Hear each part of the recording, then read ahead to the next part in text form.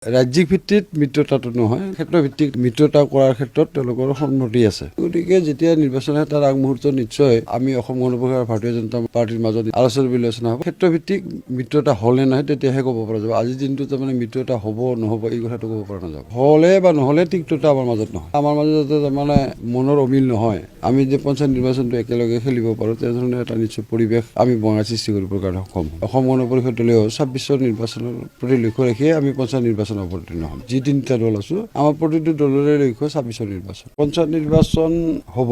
এতিয়া পঞ্চায়ত নিৰ্বাচনত ভাৰতীয় জনতা পাৰ্টিৰ মুৰব্বী ভূপেশ কলিতা আৰু মুখ্যমন্ত্ৰী মাননীয় শ্ৰীযুত হিমন্ত বিশ্ব শৰ্মা ডাঙৰীয়াই কৈছে যে পঞ্চায়ত নিৰ্বাচন লোকেলি যদি মিত্ৰতা হয় মিত্ৰতা কৰিব দিছে। তাৰমানে ৰাজ্যিক ভিত্তিত মিত্ৰতাটো নহয়, ক্ষেত্ৰভিত্তিক মিত্ৰতা কৰাৰ ক্ষেত্ৰত তেওঁলোকৰ সন্মতি আছে। গতিকে যেতিয়া নিৰ্বাচন হয় তাৰ আগমুহূৰ্তত নিশ্চয় আমি অসম গণ পৰিষদ আৰু ভাৰতীয় জনতা পাৰ্টিৰ মাজত আলোচনা বিলোচনা হ'ব। আমাৰ ক্ষেত্ৰভিত্তিক মিত্ৰতা হ'লে নহয় তেতিয়াহে ক'ব পৰা যাব। আজিৰ দিনটো তাৰমানে মিত্ৰতা হ'ব নহ'ব এই কথাটো ক'ব পৰা নাযাব। আমাৰ মাজত তাৰমানে মনৰ অমিল নহয়। আমি যে পঞ্চায়ত নিৰ্বাচনটো একেলগে খেলিব পাৰোঁ তেনেধৰণে এটা নিশ্চয় পৰিৱেশ আমি বঙাই সৃষ্টি কৰিবৰ কাৰণে সক্ষম হ'ম। অসম গণ পৰিষদ দলেও ২৬ নিৰ্বাচনৰ প্ৰতি লক্ষ্য ৰাখিয়ে আমি পঞ্চায়ত নিৰ্বাচন অৱতীৰ্ণ হ'ম। বৰপেটা লোকসভা সমষ্টিত যি 10টা সমষ্টি আছে প্ৰতিটো সমষ্টিতে আমাৰ দলৰ কৰ্মীবিলাক, আমাৰ দলৰ সদস্যবিলাক, আমাৰ নেতা কৰ্মীসকল তাৰমানে পঞ্চায়ত নিৰ্বাচনৰ প্ৰতি লক্ষ্য ৰাখি দলটো আগবঢ়াই লৈ গৈ আছে। যিহেতু পঞ্চায়ত নিৰ্বাচন সংক্ৰান্তত আমি দুইটা দলৰ মাজত এতিয়া আলোচনা হোৱাই নাই, আমি মিত্ৰতা হ'ব মই মিত্ৰতা নহ'ব এনেধৰণে মন্তব্য কৰাটো নিশ্চয় আজিৰ দিনটোত এই মুহূৰ্তত ঠিক নহ'ব। কিন্তু নেতৃত্বৰ পৰা